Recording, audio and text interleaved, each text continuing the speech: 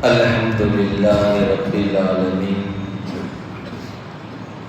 Wassalatu wassalamu ala rasulihi khatamil nabiyyin wa ala alihi tayyibin wa ashabihi tahirin wal mu'minina wal muslimina kullihim ajma'in.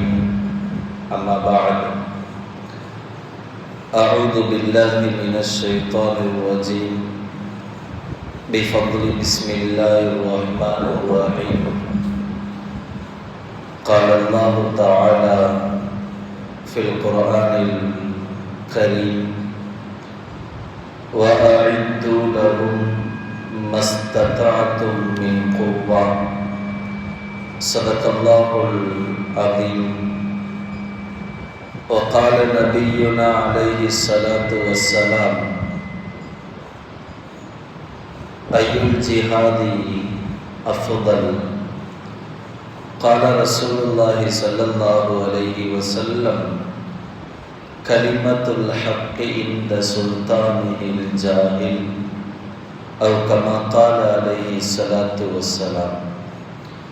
புகழனைத்தும் அல்லாஹ் ஒருவனுக்கே.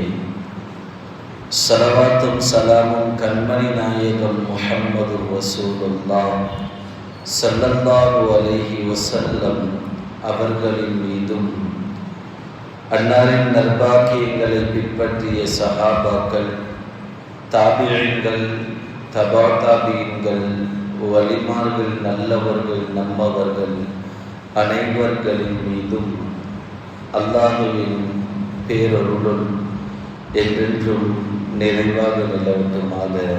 ஆமீன். பேரன்பிற்கும் பெருமதிப்பிற்கும் உண்டான பெரியவர்களே, இஸ்லாத்திற்கும் இஸ்லாமை சார்ந்தவர்களுக்கும் முஸ்லிம் சமுதாயத்திற்கு உலகம் தோன்றிய முதல் பிரச்சனைகள் என்பது எழுந்து கொண்டே இருக்கின்றது. காலத்திற்கு ஏற்ப பிரச்சனைகள். நவீனம் என்று சொல்லப்படுகின்ற நவீன காலத்திலே நாம் வீழ்ச்சி இருக்கின்றோம், பயணித்திருக்கிறோம் என்றால் நவீன காலத்திற்கு ஏற்ற பிரச்சனைகள், சோதனைகள் இரண்டு விதமாக பார்க்கலாம். ஒன்று நேரடியாக நின்று சண்டையிட்டு போராடுகின்ற பிரச்சனை. அருமைநாயகம் ரசூலுல்லாஹி ஸல்லல்லாஹு அலைஹி வஸல்லம் அவர்களின் காலத்தில் இருந்த பிரச்சனைகள் எல்லாம் நாயகத்திற்கு முன்னால் பிரச்சனையிடுவார்கள், சண்டையிடுவார்கள், போர் செய்வார்கள். சண்டைகளும் பிரச்சனைகளும் முடிந்துவிடும். நேரெதிர்த்து நடக்கின்ற சண்டைகளையும் பிரச்சனைகளையும் ஏறத்தாழ தீர்த்து விட முடியும். முதுகிற்கு பின்னால் ஏற்படுகின்ற பலதரப்பட்ட பிரச்சனைகள் இன்றும் தீர்வு காண முடியாமல் தான் தவிர்த்து கொண்டிருக்கின்றோம். ஒரு மனிதனுக்கு உடல் சக்தியும் இருக்கிறது என்றால் ஜிஹாத் என்று சொல்லக்கூடிய போர் தொகுத்து சண்டையிட்டு அந்த பிரச்சனைகளுக்கு தீர்வு காணலாம். இப்பொழுது எழுகின்ற பிரச்சனைகள் எல்லாம் அறிவை சார்ந்த பிரச்சனையாக இருக்கின்றது. காலங்கள் தோன்றிய முதல் நவீன காலம் வரையிலும் மனித சமுதாயத்தினுடைய அறிவு என்பது ஒரு எல்லைக்குட்பட்டு இருந்தது. அதற்குட்பட்ட பிரச்சனைகள், சண்டைகள் இப்படிதான் இருந்துச்சே தவிர நவீன காலம் எப்போது வந்ததோ, நவீன உலகத்திலே எப்போது நாம் பிறந்தோமோ அன்றிலிருந்து பிரச்சனையை ஏற்படுத்துபவன் கூட நவீன முறையில் தான் யோசிக்கின்றான். அல்லாஹ் குர்ஆன்ல சொல்லுவான், வஅஇது லஹும் மஸ்ததஅதும் மின் குவ்வா. உங்களால் முடிந்தவரை பிரச்சனைகளை தயார் செய்து கொள்ளுங்கள், பிரச்சனைகளை எதிர்த்து நிற்பதற்கு தயார் செய்து கொள்ளுங்கள் என்று அல்லாஹ் ஜல்ல ஷானஹு வ தஆலா குர்ஆனிலே கூறுகின்றான்.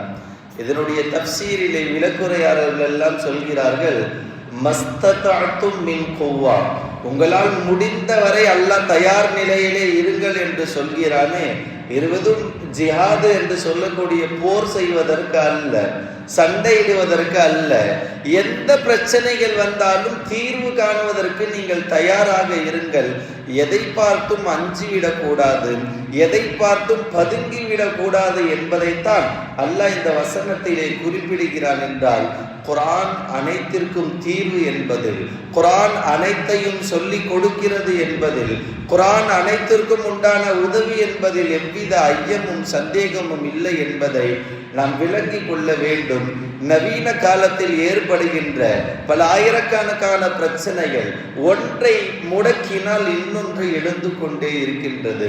ஒன்றை போராட்டம் செய்கிறோம், கண்டன ஆர்ப்பாட்டங்கள் செய்கிறோம், எதிர்த்து நிற்கிறோம், எதிர்த்து வழக்கு தொடுக்கின்றோம். இதையெல்லாம் தாண்டியும் கூட ஒரு ஃபைலை க்ளோஸ் பண்ணும்போது இன்னொரு ஃபைலை கவர்மெண்ட் ஓபன் பண்றான். இப்ப நவீன பிரச்சனை என்ன தெரியுமா? எத்தனை பேருக்கு தெரியும் எஸ்ஐஆர்? எஸ்ஐஆர்னா என்ன சார்? சின்ன பிள்ளைகிட்ட கேட்டால் சொல்லல எஸ்ஐஆர்னா என்ன சார். எஸ்ஐஆருடைய பிரச்சனையை பற்றி எனக்கு எத்தனை பேருக்கு தெரியும்? ஸ்பெஷல் இன்டென்சிவ் ரிவிஷன் அப்படின்னு இந்திய தேர்தல் ஆணையம் ஒரு புதிய அறிக்கையை வெளியிட்டு இருக்கின்றார்கள். பொதுவாக வாக்காளர் பட்டியலே நம்முடைய பெயர் இடம் பெறுகிறதா என்பதை ஒவ்வொரு வருடமும் நமக்கு காட்டப்படும். எஸ்எஸ்ஆர் அப்படின்னு சொல்லுவாங்க, சம்மரி ரிவிஷன். ஒவ்வொரு வருடமும் என்னுடைய பெயர் என்னுடைய தாலுக்காவில் என்னுடைய வட்டாரத்தில் எந்த பூத்தில் இருக்குது அப்படின்னு ஒரு வாக்காளர் தன்னுடைய பெயர் இடம்பெறுவதை பார்ப்பதற்கு எஸ்எஸ்ஆர் அப்படின்னு சொல்லுவாங்க. ஒவ்வொரு வருடமும் பெயர் அந்த பட்டியல் என்பது வெளியிடப்படும். 20 ஆண்டுகளுக்கு ஒரு தடவை எஸ்ஐஆர் என்று சொல்லப்படும், தீவிர திருத்த முகாம் அப்படின்ற மாதிரி, ஸ்பெஷல் இன்டென்சிவ் ரிவிஷன் தீவிரமா பண்ணுவாங்களா. அந்த சட்டத்தை இப்ப அரசாங்கம் இந்த ஜனநாயகம் இந்திய நாட்டிலே கொண்டு வந்து பல மாநிலங்களை இந்த தேர்தலுடைய கணக்கீடை எடுத்திருக்கிறார்கள். என்ன கணக்கீட்டு எடுப்பது நல்லது தானே? என்ன மௌத்தா போனவங்களுடைய லிஸ்ட் எல்லாம் டெலீட் செஞ்சுட்டு புதிய வாக்காளருடைய பட்டியல் என்பது பட்டியலில் சேர்க்கப்படும். இது ஒரு நல்ல விஷயம் தானே? அப்படி என்ற ஒரு கண்ணோட்டத்துல கொண்டு வருகிற ஜனநாயகம், கொண்டு வருகின்ற அரசாங்கம் இந்த சட்டத்தை கொண்டு என்னவெல்லாம் செய்ய போகிறார்கள், இந்த சட்டத்தை கொண்டு குறிப்பாக முஸ்லிம் சமுதாயத்திற்கு என்னென்ன பாதிப்புகள் எல்லாம் ஏற்படும் என்ற பட்டியலை நாம் பார்க்கும் பொழுது ஒரே குறிக்கோள், ஒரே நோக்கம் என்னவென்றால் முஸ்லிம்களை இந்தியர்கள் இல்லை என்று விரட்ட வேண்டும். சிஏஏ என்ஆர்சியை கொண்டு வந்தார். முஸ்லிம்கள் ஆங்காங்கே போராட்டங்கள் நடத்தினார்கள். என்ஆர்சி சிஏஏ எல்லாம் ஒன்றும் பண்ண முடியல. அல்லாஹ்வுடைய ஏற்பாடு கொரோனா என்ற பெரிய ஆயுதத்தை நமக்கு கொடுத்து ரெண்டுத்தையுமே முடக்கி விட்டான். அந்த காலத்தில் தான் போராடி கொண்டிருந்தோம். என்ஆர்சி வேண்டாம், சிஏஏ வேண்டாம் என்று சொல்லியிருக்கும் பொழுது கொரோனாவை அல்லாஹ் உலகத்துக்கு அனுப்புனா அனைத்தையும் கொரோனா முடக்கி விட்டது. அதோடு போச்சா? நம்ம எல்லாம் என்ன நினைச்சிட்டோம், இனி சிஏஏ இல்லை, என்ஆர்சி இல்லை, நம்ம எல்லாம் இந்தியர்கள், இந்திய குடியுரிமையோடு வாழலாம் என்ற நல்ல எண்ணத்தில் இருக்கும் பொழுது அதே பேர்ல கொண்டு வந்தா ப்ராப்ளம். வேற ஒரு பேரை கொண்டு வரணும். அந்த பேர் எப்படி இருக்குன்னா வாழ்க்கையினுடைய நிர்பந்தமான ஒன்று, ஆஸ் யூஷுவல். அதாவது வளமையில் நடக்கின்ற ஏதாவது ஒரு விஷயத்தை குறிப்பிட்டு சுட்டி காட்டுவது போல் எலெக்ஷன் கமிட்டியின் மூலமாக வெளியிட்ட கருத்து, வெளியிட்ட அட்டவணை என்ன? எஸ்ஐஆர் என்று சொல்லக்கூடிய தேர்தல் ஆணையம் நவம்பர் 4 முதல் டிசம்பர் 4 இந்த ஒரு மாத காலத்திற்குள் இந்த பிஎல்ஓ சொல்லுவாங்க, பேட்ச் லெவல் ஆபீசர்ஸ் 3 தடவை வீட்டுக்கு வருவாங்களாம். 3 தடவை வாக்காளர் பட்டியலுடைய ஒரு ஃபார்ம் தருவாங்க. அந்த ஃபார்மை எப்படி ஃபில்அப் பண்ணணும்னு நமக்கு தெரியாது. இந்த எஸ்ஐஆர்னா என்னன்னு தெரியாது. இப்போ எல்லாருடைய கான்செப்ட் என்ன? தேர்தல் வரும், வீட்டுக்கு யாராவது வருவாங்க, ஏதாவது கொடுப்பாங்க, வாங்கிக்கலாம். என்னன்னு கூட தெரியாத சமூகத்தில் நாம் வாழ்ந்து கொண்டிருக்கும் பொழுது விழிப்புணர்வு பெற்ற சமுதாயமாக நாம் ஆக வேண்டும். எஸ்ஐஆரினுடைய கண்டனங்கள் என்னென்ன இருக்கிறது, என்னென்ன நிபந்தனைகளை அவன் கொண்டு வருகிறான், அதற்கான நோக்கங்கள் என்ன என்பதை எல்லாம் புரிந்து கொண்டு கையாண்டோம் என்றால் நம் இந்தியராக வாழ்வதற்கு, இந்தியர் என்று சொல்வதில் அர்த்தம் இருக்கின்றது. ஒன்றும் தெரியாமல் என்னமோ நடக்குது அப்படின்னு இருக்கக்கூடாது. இப்போ மனித இயல்பு என்ன தெரியுமா? சமூகத்திற்கு ஒரு பிரச்சனையா சமுதாயம் பார்த்துக்கும், ஷரியத்துக்கு ஒரு பிரச்சனையா ஷரியத்து பார்த்துக்கும், இங்க மொஹல்லாக்கு ஒரு பிரச்சனையா, மொஹல்லா வாசி பார்த்துப்பாங்க. இங்க பள்ளிக்கு ஒரு பிரச்சனையா, பள்ளி நிர்வாகம் பார்த்துக்கும். என் வீட்டுக்கு ஒரு பிரச்சனையா, நான் முன் வந்து நிற்பேன். இந்த சுபாவத்தில் தான் எனக்கு மனிதர்கள் பயணித்துக் கொண்டு இருக்கிறார்கள். ஒரு சமூக அக்கறை கொண்டவர்கள், ஷரியத்தின் மீது பற்றுள்ளவர்கள், இந்திய தேசத்தின் மீது அன்புள்ளவர்கள் யாரும் இந்த சட்டத்தை கேட்டவுடன் அமைதி காப்பது கிடையாது. இது என்ன புதிதாக இருக்கின்றது, இதை கொண்டு என்ன செய்ய போறாங்க என்ற விழிப்புணர்வை மனிதர்களுக்கு மத்தியில், நம்முடைய முஸ்லிம் சமூகத்திற்கு மத்தியில் நாம் கொண்டு வரவில்லை என்றால் நம்ம எல்லாம் இந்தியர் இல்லை என்று அவன் ஜட்ஜ்மெண்ட் செஞ்சிருவான். உஷாரா இருக்க வேண்டிய காலம். பீகாரில் எஸ்ஐஆர் சொல்லி கொண்டு வந்து ஏறத்தாழ 65 லட்சம் ஓட்டுதாரிகளை வாக்காளர்களுடைய பட்டியலிருந்து நீக்கிட்டாங்க. எத்தனை பேர்? 65 லட்சம் பேர். அதுல 32 லட்சம் பேர் நபர்கள் இறந்து விட்டார்கள். மீதி இருக்கின்ற ஒரு 18-19 லட்சம் பேர்களை வந்து அவர்கள் வேற மாநிலத்துக்கு போய் செட்டில் ஆயிட்டாங்க. பீகார்ல இருந்து தமிழ்நாட்டுக்கு, பீகார்ல இருந்து கேரளத்துக்கு, பீகார்ல இருந்து ஆந்திராவுக்கு எங்கேயாவது போய் செட்டில் ஆயிட்டாங்க அப்படின்னு ஒரு சில பட்டியலை நீக்கிட்டான். இன்னும் சில பட்டியலை போலி ஓட்டுகள், இவர்கள் முகவரி இல்லாத, சரியான முகவரியில் வசிப்பது கிடையாது, வாக்காளர் பட்டியலில் ஒரு முகவரியில் இவர்கள் வசிப்பது ஒரு முகவரி என்றெல்லாம் என்னென்னமோ காரணத்தை சொல்லி 65 லட்சம் வாக்காளர்களை வாக்காளர் பட்டியலிருந்து தூக்கிட்டாங்க. என்ன இதுல பெரிய விஷயம்னா, எந்த 32 லட்சம் பேர் மௌத்தா போயிட்டாங்கன்னு சொன்னாலும் அதுல பல லட்சம் பேர் ஹயாத்தா தான் இருக்கும். அவர்கள் கொண்டு போய் கோர்ட்ல நிப்பாட்டவும் செஞ்சிருக்கிறாங்க அந்த நாட்டினுடைய ஒரு சீர்திருத்தவாதி. இப்படியெல்லாம் ஆங்காங்கே நடப்பதை பார்த்து நாம் உஷாராக வேண்டும்.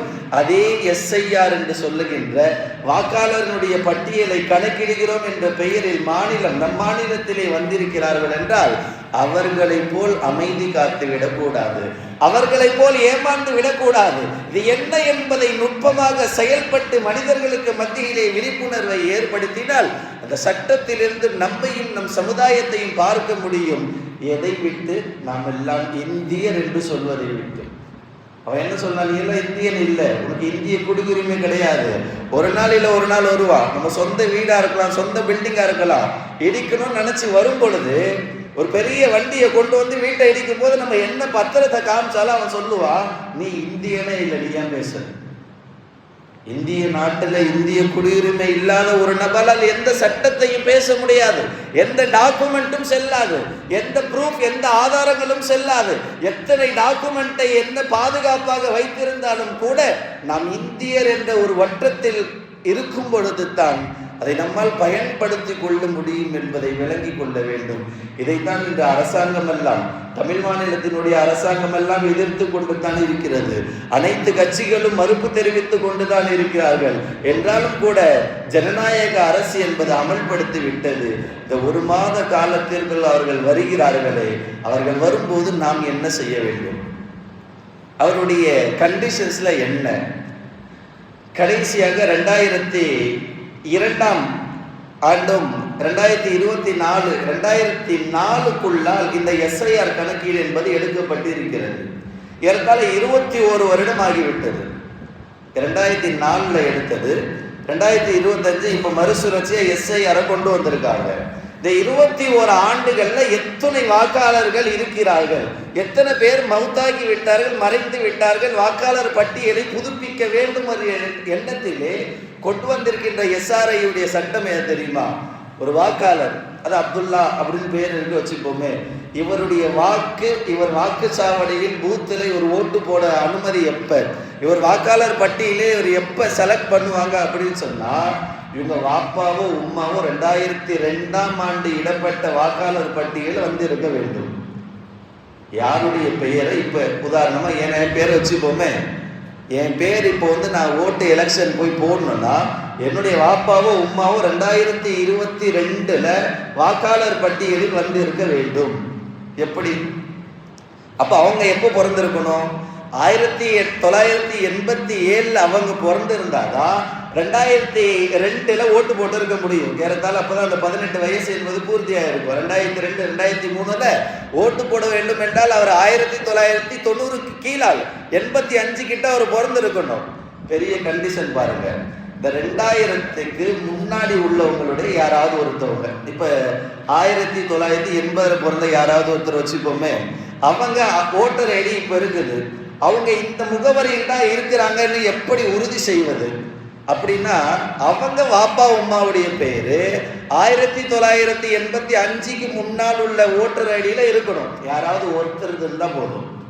சட்டம் பாருங்க, 2002 முன்னாடி உள்ளவங்க ஓட்டர் ஐடியில பேர் இருக்குன்னு காமிச்சானா நீ வாக்காளர் பட்டியலில் இடம்பெற வேண்டும் என்றால் உன் வாப்பா அல்லது உம்மா 2 பேர்ல யாராவது ஒருத்தவங்க 1987க்கு முன்னால் உள்ள வாக்காளர் பட்டியலில் இடம்பெற்று இருக்க வேண்டும். இல்லை என்றால் அவர்கள் இந்த மாநிலத்திலே, இந்த ஊரில், இந்த கிராமத்தை வாழ்ந்தாங்க என்பதுக்கு ஏதாவது ஒரு ப்ரூஃப். ஆதார் கார்டை காட்டலாமா?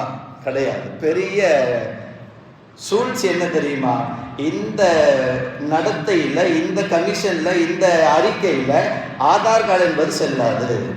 எல்லாத்துக்குமே ஆதார் கார்டு தான். இப்போ ஒரு பேன் கார்டு அப்ளை பண்ணணும், எந்த பேங்க்ல கூட ஆதாரோட டைஅப், எந்த ப்ரூஃப் இப்போ எடுக்கனாலும் ஃபர்ஸ்ட் ப்ரூஃபாக எதை கேட்குறான்? ஆதார் கார்டை தான் கேட்குறான். ஆனால் இந்த எஸ்ஐஆர் என்று சொல்லக்கூடிய இந்த வாக்காளர் திருத்த பட்டியலில் எஸ்ஐஆர் அவன் எலெக்ஷன் கமிட்டி வரும்போது ஏதாவது ஒரு ப்ரூஃபை காட்டுறதுக்கு ஆதார் எடுத்து வச்சா this is for only ID card. இது வெறும் ஐடி கார்டு தான். நீ இருக்கிற ஏஜ் ப்ரூஃபோ, உன் நேம் ப்ரூஃபோ, உன் அட்ரஸ் ப்ரூஃபோ இது கிடையாது அப்படின்னு டிக்ளேர் பண்ணிட்டான். அப்போ ஆதார் கார்டு இல்லைன்னா என்னத்தை கொடுக்கணும்? பேன் கார்டு கொடுக்கலாமா? 2000க்கு முன்னாடி பேன் கார்டுகள் ஒன்றும் கிடையாது. அப்போ என்ன கொடுப்பாங்க? அவன் அந்த வீட்டில், சொந்த வீட்டில் இருந்தானா பட்டா டாக்குமெண்ட், பட்டா சிட்டா ஏதாவது ஒன்று கொடுக்கணும். அல்ல என் வாப்பா வாடகை வீட்டில் இருந்தாருன்னா அந்த வாடகை வீட்டுக்கு இதில் இருந்ததுக்கான டாக்குமெண்ட் என்ன? வீட்டு வரி கட்டியிருக்காரா, முகவரி கட்டியிருக்காரா, ஏதாவது ஒன்று. அப்படி இபி பில்லை கொடுத்தா கூட இப்போ வாங்க மாட்டான். அவன் நோக்கம் என்ன? எப்படியாவது இவனை இந்தியன் இல்லை என்று சொல்லி இந்திய நாட்டை விட துரத்தி விட வேண்டும், இவனை இந்தியன் இல்லை என்று ஆக்க வேண்டும் என்ற முழு நோக்கத்தோடு தான் வந்திருக்கிறார்கள், செயல்படுத்தி விட்டார்கள். சரி, அந்த ஃபார்ம்னு ஒன்று இப்போ கொடுக்குறான். இப்போ யாருடைய பெயரெல்லாம் வாக்காளர் பட்டியலில் இருக்குதோ அந்த ஃபார்ம் ஒன்று கொடுத்துட்டு அந்த ஃபார்மை ஃபில்லப் பண்ணி கொடுக்கணும். அதில் நிறைய டீட்டெயில்ஸ், ஒரே ஒரு வார்த்தை இல்லை, எழுத்து பிழை வந்தாலும் கூட அவரை வாக்காளர் பட்டியலிருந்து எடுக்கப்படும். இன்னைக்கு எத்தனை பேருக்கு ஒரு ஃபார்ம் ஃபில்லப் பண்ண தெரியும்? வீட்டில் உள்ள முதியோர்களோ, பெரியவர்களோ, பெற்றோர்களோ எத்தனை பேருக்கு ஃபார்ம் ஃபில்லப் பண்ண தெரியும்? அவர் பேர் அப்துல் ரஹ்மானாக இருந்தாலும் கூட அவர் எந்த ப்ரூஃப்ல எப்படி நேம் இருக்குதோ சேமா எழுதுறது கிடையாது. ஏதாவது அந்த நேரத்தில் எப்படி வருதோ எழுதுறது. ஆனால் 4 கையெழுத்து ஒரு பேப்பரில் ஒன்றா போடுனா நீங்கள் போகிறதுக்கு யாரும் கிடையாது. ஒரே மாதிரி சைனை 4 இடத்துல போடணுன்னா போடுறவங்க யாரும் கிடையாது, குறைஞ்சு போயிட்டாங்க. இதையெல்லாம் அவன் யோசித்து தான் இதையெல்லாம் அமலில் கொண்டு வரான். அப்போ 2022க்கு பிறகு பிறந்த யாராக இருந்தாலும், இப்போ நிறைய பேருடைய ஓட்டர் ஐடி இப்போ நம்ம எடுத்து பார்த்தோம்னா 2022க்கு பிறகு வந்தவங்க தான் இருப்பாங்க. குறிப்பாக வாலிப சமூகத்திற்கு எடுத்தோம் என்றால் பெரும்பாலும் 20 வயதிற்கு மேல் உள்ளவர்கள் எல்லாமே 2002க்கு பிறகு பிறந்தவர்கள் தான் இருப்பார்கள். அப்படியே முன்னாடி பிறந்தவர்களாக இருந்தாலும் கூட 1990க்கு பிறகு 91 92 பிறந்தாலும் கூட அவருக்கு ஓட்டர் ஐடி என்பது 2002 வந்திருக்காது. 12 வயசுல ஐடி கார்டு கொடுப்பாங்களா? ஓட்டர் ஐடி அவருக்கு எப்போ வந்திருக்கும்? 2008. அப்போ அவனுடைய கணக்குப்படி 1985க்குள்ள உட்பட்ட கணக்குகளை பிரித்து விட்டான். அதற்கு அப்புறம் வந்தவங்களுடைய கணக்கு இவர் வாக்காளர் பட்டியலில் வர வேண்டும் என்றால் இவன் வாப்பா உம்மா 2 பேருமே வாக்காளர் பட்டியல் முன்னிருந்திருக்க வேண்டும். அப்படி இல்லை என்றால் அவர்கள் இருந்ததற்கான இருப்பிட சான்றிதழ் ஏதாவது, ஜாதி சர்டிஃபிகேட் ஏதாவது அந்த காலத்தில் போய் யாராவது எடுத்திருப்பாங்களா? இல்லை யாராவது பாதுகாத்து வச்சிருப்பாங்களா? அந்த காலத்தில் பாதுகாப்பாக வச்சுருந்தாங்கன்னு சொன்னால் அவங்களுக்கு பிறந்த பிள்ளைங்கள்லாம் இன்றைக்கி லைஃப் செட்டில்டு, யாரும் சிரமம் போகணுன்னு அவசியம் கிடையாது. ஒரு 50 வருஷத்துக்கு முன்னாடி இருந்த மூதாதையர்கள் எல்லாம் உஷாராக வாழ்ந்துட்டு போயிருந்தாங்க, ஆங்காங்கே உள்ள இடங்களை எல்லாம் பட்டா போட்டு தைரியமாக வச்சுருந்தாங்கன்னா அதற்கு பிறகு பிறந்த பிள்ளைகள் எல்லாம் லைஃப் செட்டில்டு, வேலைக்கு போதவில்லை. அப்படி சில பேர் ஏமாந்து விட்டு இருப்பார்கள் தெரியுமா? அவர்களுடைய பிள்ளைகள் ஓட்டெல்லாம் என்னவாகுவது? அவர்களுடைய நிலை எல்லாம் என்னவாகுவது? ஏதாவது ஒன்றை சொல்லி ஏமாற்றி அவர்கள் இந்திய நாட்டை விட்டு இஸ்லாமியர்களையும் அனுப்பிவிட வேண்டும் என்ற மறைமுகமான என்ஆர்சியையும் சிஐஏயும் தான் உள்ளே கொண்டு வந்து நுழைக்கிறார்கள். ஜனநாயகத்தினுடைய தொலைதூர சிந்தனை என்ன தெரியுமா? என்ன நடந்தாலும் எப்படியாவது இந்த இஸ்லாமிய சமூகத்தை அழித்து விட வேண்டும், இஸ்லாம் சமூகத்தை இல்லாமல் ஆக்கி விட வேண்டும். அவர்கள் எல்லாம் நினைத்து கொள்கிறார்கள், மக்கரு மக்கரல்லா, நான் அல்லாவை ஏமாத்திட்டேன். யாரு? அல்லாஹ்வுடைய அடிமைகளான ரசூலுடைய உம்மத்தான் இந்த சமூகத்தை நான் ஏமாற்றி விட்டேன் என்று நினைத்து கொண்டிருக்கிறார்கள். சூழ்ச்சி செய்பவர்கள் எல்லாம் விளங்கி விட வேண்டும், வல்லாஹு கைருல் மாக்கிரீன், ஏமாற்றுவதிலும் அல்லாஹ் சிறந்தவன். நீ என்ன ஏமாத்துற, நீ என்ன நடத்துற, நீ என்ன பிரச்சனை ஏற்படுத்துற, உன்னை விட்டு விட்டேன் என்ற தைரியத்தில் அகம்பாவத்தில் இருக்கின்ற சமூகத்தை பார்த்து, நபர்களை பார்த்து அல்லாஹ் கேட்கின்றான். சில நபர்களை என்ன அழிச்சாட்டியம் செய்தாலும் நான் விட்டு விடுவேன். எந்த அளவுக்கு விட்டு விடுவேன் என்றால், அவன் ஹயாத்து முடிகிற வரையும், வாழ்க்கை முடிகிற வரை என்ன அழிச்சாட்டியங்கள் செய்தாலும் பார்த்துக்கலாம், அல்லாஹ் விட்டுடுவான். ஒரு நாள் பிடிப்பா, அந்த பிடி ஷதீதுல் இகாப், அந்த பிடி ரொம்ப கடுமையாக இருக்கும் என்பதை இந்த சமூகம் விளங்கவில்லை.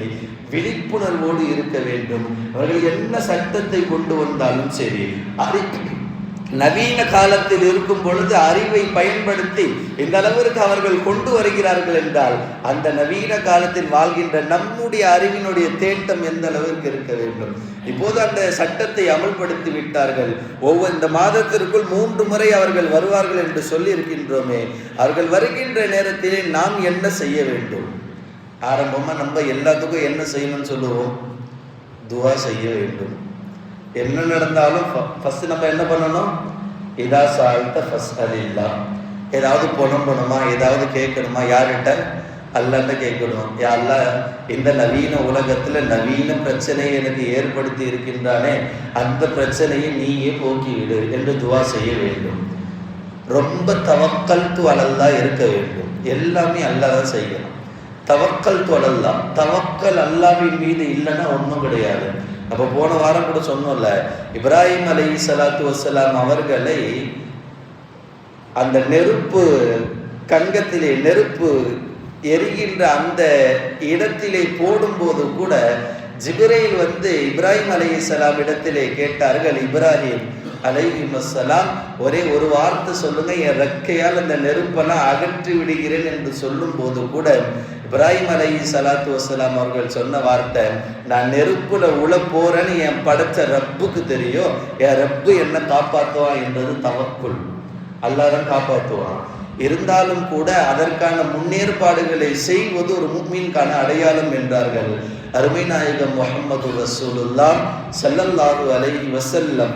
எனவே 2வது நாம் செய்கின்ற விஷயம் என்ன தெரியுமா? இதை பற்றியான விழிப்புணர்வை மக்களிடத்திலே கொண்டு போய் சேர்க்க வேண்டும். முதலில் SIR என்றால் என்ன என்பதை கொண்டு போய் சேர்க்க வேண்டும். அதன் மூலம் இஸ்லாத்திற்கும் சமூகத்திற்கும் ஏற்படுகின்ற பிரச்சனைகள் என்ன என்ற விழிப்புணர்வை கொண்டு போய் சேர்க்க வேண்டும். அதிலிருந்து தீர்வு காணுகின்ற சொல்யூஷனை, அதை எப்படி ஹேண்டில் பண்ணணும், எப்படி கையாள வேண்டும் என்ற விஷயத்தையும் மக்களுக்கு மத்தியிலே கொண்டு போய் சேர்த்து விட்டோம் என்றால் ஒரு பெரிய ஆயுதமாக ஆகிவிடும். 3வது, நம்மிலும் கூட சில பேர் இன்னும் ஒரு சில விஷயத்தில் ஏமாந்தவர்களாகத்தான் இருக்கின்றோம். இன்னைக்கு நிறைய பேசுறோம். நம்மளுடைய ப்ரூஃப்களை பார்க்கணுமானா ஆதாரில் பார்த்தா ஒரு மாதிரி பேர் இருக்கும், டிரைவிங் லைசன்ஸ்ல பார்த்தா ஒரு மாதிரி பேர் இருக்கும். எல்லாத்துலேயுமே ஒரே மாதிரியான பெயர், ஒரே மாதிரியான ஸ்பெல்லிங் கூட இருக்குதான்னு சொன்ன கேள்விக்குறி. அவன் ஏன் கொண்டு வரான்? எந்த விஷயத்துல நம்ம பலகீனமா இருக்கிறோமோ அந்த விஷயத்துல கொண்டு வந்தாதான் அவனுடைய சாப்டரை அவன் க்ளோஸ் பண்ண முடியும், அவனுடைய நோக்கத்தை அவன் பாஸ் ஆக்க முடியும். இப்ப நம்ம என்ன பண்ணணும்னா, ஏமாந்தவர்களாக இருக்கக்கூடாது. ஒரு நல்ல முஃமினுக்கு என்ன தன்மை அடையாளம்? லா அதில் வலா உதல். ஏமாறவும் கூடாது, ஏமாற்றவும் கூடாது. ஒரு முஃமின் ஏமாறுகிறான் என்றால் அவன் முஃமின் கிடையாது. ஒரு முஃமின் ஏமாத்துகிறான் என்றால் அவனும் உண்மையான முஃமின் கிடையாது. அப்ப யாரிடத்திலும் நாம் ஏமாறவும் கூடாது, ஏமாற்றவும் கூடாது, அநீதி இழைக்கப்படவும் கூடாது, யாருக்கும் அநியாயம் செய்யவும் கூடாது. எந்த விஷயத்துமே கிவ் அண்ட் டேக் பாலிசியோட தான் நம்ம இருக்கணும். நம்ம எப்படி இருக்கிறோமோ மற்றவன் நம்ம கிட்ட இருப்பான். நம்ம இந்த விஷயத்துல உஷாரா இருந்தோம் அப்படி என்றால் அவனும் நம்ம இடத்துல உஷாரா தான் செயல்படுத்துவான். எந்த விஷயத்துல நம்ம வீக்கா இருக்கிறோம், நம்முடைய ஆவணங்களை சரிபார்ப்பது கிடையாது. நம்ம சொல்ல முடியுமா? வீட்டுல போய் நீ ஆதார் கார்டு இந்த இடத்துல இருக்குது யாரால சொல்ல முடியுமா? வீட்டுல போய் அந்த அம்மாவை போட்டு தேர்றது, ஆதார் கார்டை எங்க வச்ச, ஐடி கார்டை எங்க வச்ச, அப்பதான் தேடி பார்ப்பது. இது போல பிரச்சனை வரும்போது ஆதார் கார்டில் எடுத்து என் பேர் ஒழுங்கா இருக்குதா, ஐடி கார்டில் என் பேர் ஒழுங்கா இருக்குதான்னு பார்க்கின்ற சமூகத்திற்கு மத்தியில் நாம் விழிப்புணர்வை ஏற்படுத்த வேண்டும். அதே போல இந்த ஒரு மாத காலத்திற்குள் BLO ஆஃபீஸ் அதிலிருந்து அதிகாரிகள் வரும்போது எந்த பயமும் ஒன்றும் கிடையாது. எதை கொண்டு வருகிறார்களோ அதை பார்த்து அந்த ஃபார்மை பரிபூர்ணமாக சரியான முறையில் ஃபில்லப் பண்ணி கொடுத்தா போதும். எதை பார்த்து பயந்துட்டு நான் ஃபில்லப்லாம் பண்ணி தரமாட்டேன் போ அப்படின்னு சொல்லி நிராகரிக்கவும் கூடாது. எந்த ஃபார்மை எந்த படிவத்தை அவர்கள் கொடுக்கிறார்களோ சரியான முறையிலே அதை பூர்த்தி செய்து சமர்ப்பிக்க வேண்டும். அப்படி சமர்ப்பிக்கவில்லை என்றாலும் கூட SIR கீழ் வருகின்ற வாக்காளர் பட்டியலே அவருடைய பெயர் என்பது நீக்கப்பட்டுவிடும். நிறைய பேர் அப்படிதான் நினைச்சிருக்காங்க. என்னமோ கொடுத்துட்டு போனாங்க, பைசா கொடுத்தா வச்சுப்பாங்க, படிவத்தெல்லாம் கொடுத்தா என்ன பண்ணுவாங்க, 10ல் ஒரு பேப்பரை குப்பை தொட்டில் போய் சேர்ந்துடும். அந்த மாதிரியான கவனக்குறைவாக இல்லாமல் கொடுக்கின்ற படிவத்தை சரிவர நாம் பூர்த்தி செய்து கொடுக்க வேண்டும். இது போன்ற விஷயங்கள் செய்வதோடு நாம் மஸ்ஜித்களிலே இருப்பவர்கள், அங்கங்களிலே பொறுப்பு வசிப்பவர்கள், அது கட்சியில் இருந்தாலும் சரிப்பா, இன்னும் பல இயக்கத்தில் இருப்பவர்கள் செய்கின்ற ஒரு பெரிய விஷயம் என்ன தெரியுமா? மொஹல்லாவில் இருக்கின்ற வாலிபர்களை தயார் செய்ய வேண்டும். அந்த மொஹல்லாவினுடைய வாலிபர்களுக்கு ஆவண திருத்தத்தை பற்றி ஒவ்வொரு வீடுகளாக சென்று இஸ்லாமிய சமூகத்தினுடைய இஸ்லாமிய நண்பர்கள் சகோதரனுடைய ஆவணத்தை எடுத்து இது சரியாக இருக்கிறதா இல்லையா என்பதை சரிபார்க்க வேண்டும். வயதானவர்களுக்கு தெரியாது, அல்லது கொஞ்சம் கல்வி ஞானம் இல்லாதவர்களுக்கு தெரியாது. வீடு வீடாக போய் சென்று இளைஞர்களை பயன்படுத்தி கொள்ள வேண்டும், வாலிப சமூகத்தை பயன்படுத்தி கொள்ள வேண்டும். ஒரு உம்மத்தை, ஒரு சமூகம் வாலிப பருவத்தை, வாலிப சமூகத்தை பயன்படுத்தி கொண்டது என்றால் அந்த சமூகம் உண்மையில் வெற்றி பெறும் என்பதில் எவ்வித ஐயமும் கிடையாது. வாலிபர்களை கொண்டு ஒவ்வொரு வீடுகளுக்கும் கொண்டு போய் விழிப்புணர்வை ஏற்படுத்த வேண்டும். இது போன்று ஏற்படுத்துவதால் எல்லா விதமான நலன்களையும் நாம் சமூகத்திற்கு கொண்டு போய் சேர்த்து விடலாம். நம்ம எல்லாம் யோசிக்க வேண்டும். எல்லாத்தையும் அல்லாஹ் பார்த்துப்பான். வல்லாஹு கைருல் மாக்கிரீன். அல்லாஹ் தான் எல்லாத்துலேயுமே சிறந்தவன் நம்ம சொல்றோமே. இதெல்லாம் நடப்பதை பார்த்து ஏன் அல்லாஹ் அமைதியாக இருக்கிறான்? ஒரு நபர்களுடைய கடைசி காலம் என்பது, கடைசி அழிவு என்பது அவன் வாழ்க்கை துவக்கத்தினுடைய ஆரம்பமாக இருக்கின்றது. நாம் எப்படி வேண்டுமானாலும் வாழ்ந்து போய்விடலாம். நான் ஆட்சியில் இருக்கின்றேன், பொறுப்பிலே இருக்கின்றேன், என் சமூகம் எனக்கு கீழ்தான் இருக்கின்றது, நான் ஒரு சைன் போட்டால் எல்லாம் மாறிவிடும் என்றெல்லாம் ஆதங்கத்தில் தெரிபவர்களுக்கு அல்லாஹ் சொல்கிறான். ஹஜ்ஜாஜ் பின் யூசுப் கடைசியா பல லட்சம் பேர்களை கொண்டு இருக்கான். எவ்வளவு பெரிய கொலைக்காரனா இருப்பான் ஹஜ்ஜாஜ் பின் யூசுப். கடைசியா கொண்ட நபர் யாருன்னா சயீத் பின் ஜுபைர் ரலியல்லாஹு அன்ஹு அவர்களை கொலை செய்கிறான். கடைசியா அவன் கொன்ற கொலை எது அப்படின்னு சொன்னா சயீத் பின் ஜுபைர் ரலியல்லாஹு அன்ஹு அவர்களை கொலை செய்கிறான். கொலை செய்யும் போது சயீத் பின் ஜுபைர் இடத்திலே கேட்கின்றான் ஹஜ்ஜாஜ் பின் யூசுப், யா சயீத் பின் ஜுபைர், உன்னை எப்படி நான் கொல்லணும் சொல்லு, நான் உன்னை கொன்னுகிறேன். கத்தியை வச்சு குத்தணுமா, கழுத்தை நெரிச்சு கொல்லணுமா, உன்னை எப்படி நான் கொலை செய்ய வேண்டும் என்று நீ ஆசைப்படுகிறாயோ நான் உன்னை கொள்கிறேன் சொல் அப்படின்னு கேட்கும்போது நம்மளாம் என்ன சொல்லுவோம்? சயீத் பின் ஜுபைர் சொன்னாங்க, உனக்கு எப்படி பிடிக்குமோ அப்படி கொண்டு போகும், உனக்கு எப்படி பிடிக்குமோ அப்படி கொலை செஞ்சுக்கோ. இவர் கேட்டாரு, வித்தியாசமா பதில் சொல்றீங்க, கடைசி நேரத்திலும் கூட என்கிட்ட இதுவரை கொலை செய்யப்பட்டவர்கள்லாம் என்னை விட்டுடு அப்படின்னு தான் சொல்லுவாங்க, நீ வித்தியாசமா உனக்கு பிடிச்ச மாதிரி கொலை செஞ்சுக்கொன்றியே. அப்ப சயீத் பின் ஜுபைர் ரலியல்லாஹு சொன்னாங்க, என்னை நீ எப்படி கொல்லுறியோ அது போல அல்லாஹ் மறுமையில உன்னை கொல்லுவான், அதை நான் பார்த்து ரசிப்பேன், நீ என்ன கொன்னுக்கோ. ஹஜ்ஜாஜ் அவனை கொல்லுங்க அப்படின்னு சொல்லும் பொழுது ஹஜ்ஜாஜ் பின் யூசுப் வாழ்க்கையினுடைய கடைசி பாகத்துல 40 வருடம் அவர் முகத்தில் சிரிப்பையே பார்த்தது கிடையாது. சிரிக்க மாட்டாங்க. அல்லாஹ்வினுடைய பயம், மறுமையினுடைய கவலை. அல்லாஹ் என்ன ஏதாவது நரகத்துல போட்டாங்கன்னா நான் என்ன பண்ணுவேன், அல்லாஹ் எனக்கு சொர்க்கம் தர வேண்டும் என்ற எண்ணத்துல 40 வருஷம் சிரிச்சதே கிடையாது சயீத் பின் ஜுபைர் ரலியல்லாஹு அன்ஹு. சிரிப்பதை பார்த்து ஹஜ்ஜாஜ் பின் யூசுப் கோபத்துல கேட்கிறாரு, ஒரு கொலை செய்யப்படுவாய் என்பதை விளங்கி நீ சிரிக்கிறாயே, என்ன காரணம்? அப்ப சயீத் பின் ஜுபைர் ரலியல்லாஹு சொன்ன வார்த்தை, நான் ஷஹீதாக போறேன் என்ற சந்தோஷம் எனக்கு இருக்கின்றது. சரி, அதுக்கே இது பண்றியா? என் நிலைமையே இப்படி இருக்குதுன்னா என்னை கொண்ட உன் நிலைமை எப்படிலாம் இருக்குன்னு பார்த்துக்கோ. ஒரு வழியா கழுத்தை தனியா வெட்டிட்டான் ஹஜ்ஜாஜ் பின் யூசுப். சயீத் பின் ஜுபைர் ரலியல்லாஹுடைய கழுத்து தனியா வந்து நிக்குது. இந்த உலகத்துல இதை போன்று ஒரு கொலை யாருமே பார்த்து விடக்கூடாது என்பதற்காக வேண்டி சயீத் பின் ஜுபைருடைய தலையை மட்டும் ஒரு மரத்திலே கட்டி தொங்க விட்டான் ஹஜ்ஜாஜ் பின் யூசுப். அப்போதும் கூட தலை தனியா வந்த போதும் கூட சயீத் பின் ஜுபைர் ரலியல்லாஹு அன்ஹு அவர்கள் சிரித்து கொண்டே இருந்தார்கள். அல்லாஹ்வுடைய ஏற்பாடு. தலை தனியா துண்டாகி மரத்துல தொங்கும் போது கூட சிரித்து கொண்டே இருந்தார்கள். அது என்னமோ தெரியல, சயீத் பின் ஜுபைர் மௌத்தாக்கியதற்கு பிறகு 15 நாட்கள் ஹஜ்ஜாஜ் பின் யூசுப் இந்த உலகத்துல வாழ்ந்தார். என்னெல்லாம் நடந்துச்சு?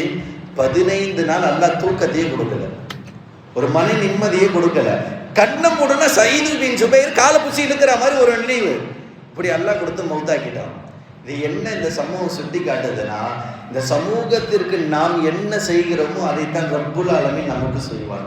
ஒரு நல்ல விஷயத்தை நாம் செய்கிறோமா, ஒரு தண்ணி கொடுக்கிறோமா, ஒரு உணவு பண்டத்தை கொடுக்கிறோமா, ஒரு முஸ்லிம் ஏமாறுவதை தடுக்கிறோமா, மௌத்துக்கு பிறகு நாம் ஏமாறுவதை அல்லாஹ் தடுத்து விடுவான். ஒரு நபர் வழிகெட்டு விடுவதை நாம் தடுக்கிறோமா, மறுமையில் நாம் வழிகெட்டு விடுவதை, நரகத்தில் போவதை அல்லாஹ் தடுத்து விடுவான். எதை நாம் செய்கிறோமோ அது நம்மை பின்தொடர்ந்து வரும் என்றால், இன்றைய அரசாங்கம் நமக்கு என்ன செய்கிறதோ, அரசு அதிகாரிகள் நம் மீது என்னவெல்லாம் கெடுதல் நினைக்கிறார்களோ, ஏமாற்றுகிறார்களோ, அவர்களை எல்லாம் அல்லாஹ் ஒரு நாள் ஏமாற்றி விடுவான் என்பதில் எவ்வித ஐயமும் கிடையாது. என்ன பல பிரச்சனைகள் வந்தாலும் ரப்புல் ஆலமீன் நம்மோடு இருக்கிறான். லா தஹ்சன் இன்னல்லாஹ மஅனா, அல்லாஹ் நம்மோடு இருக்கிறான் என்ற அந்த நம்பிக்கையை யாரும் விட்டு விடக்கூடாது. நம்ம நினைத்து பார்க்க வேண்டும், நம் முன் வாழ்ந்த அவுலியாக்கள் என்ன ப்ரூஃப் வச்சுட்டு இருந்தாங்க, சஹாபிகள் என்ன ப்ரூஃப் வச்சுட்டு இருந்தாங்க, நபிமார்கள் என்ன ப்ரூஃப் வச்சுட்டு இருந்தாங்க? ஒன்றுமே இல்லையே. வாழ்ந்த ஊர் ஒன்று இருந்தால் மறைந்த ஊர் எங்கேயோ போய் மறைந்தார்கள், என்னமோ நடந்தது. அவர்களை பற்றியெல்லாம் வரலாறு பேசப்படவில்லையா? அவுலியாக்களை பற்றி பேசப்படவில்லையா? சஹாபிகளை பற்றி பேசப்படவில்லையா? என்ன நடந்தாலும் தவக்கல்து அலல்லாஹ், அல்லாஹ்வின் மீது தவக்கல் வைக்க வேண்டும். எல்லாம் செய்பவன் ரப்புல் ஆலமீன், அனைத்திற்கும் தேர்வு கொடுப்பவனும் ரப்புல் ஆலமீன் என்ற எவ்வித ஐயமும் இன்றி நம்பிக்கை வைத்தோம் என்றால், எவ்வளவு பெரிய சூழ்ச்சிகள் ஏற்பட்டாலும், எவ்வளவு பெரிய பிரச்சனைகள் ஏற்பட்டாலும் அல்லாஹ் நிச்சயம் தீர்வு கொடுத்து விடுவான். எவ்வளவோ பார்த்து விட்டோம், காரூனை பார்த்து விட்டோம், ஃபிரௌனை பார்த்து விட்டோம், நம்ரூதை பார்த்து விட்டோம், அபூஜஹலை பார்த்து விட்டோம், என்ன பல பெரும் பெரும் கொலைக்காரர்களை எல்லாம் பார்த்து விட்டோம், சூனியக்காரர்களை எல்லாம் பார்த்து விட்டோம், சூழ்ச்சிக்காரர்களை எல்லாம் பார்த்து விட்டு வந்தவர்கள் அல்ல, பார்த்து வென்று வந்தவர்கள் நாம். நம் எவ்வளவு பெரிய பிரச்சனைகள் இருந்தாலும் நிச்சயம் வெல்வோம். இந்தியர்களாக வாழ்ந்து இந்தியர்களாக மரணிக்கின்ற பாக்கியத்தை அல்லாஹ் நம் அனைவருக்கும் நசீபாக்க வேண்டும். சொந்த மண்ணை நேசிப்பது ஈமானுடைய பாதி என்றார்கள் நாயகம்.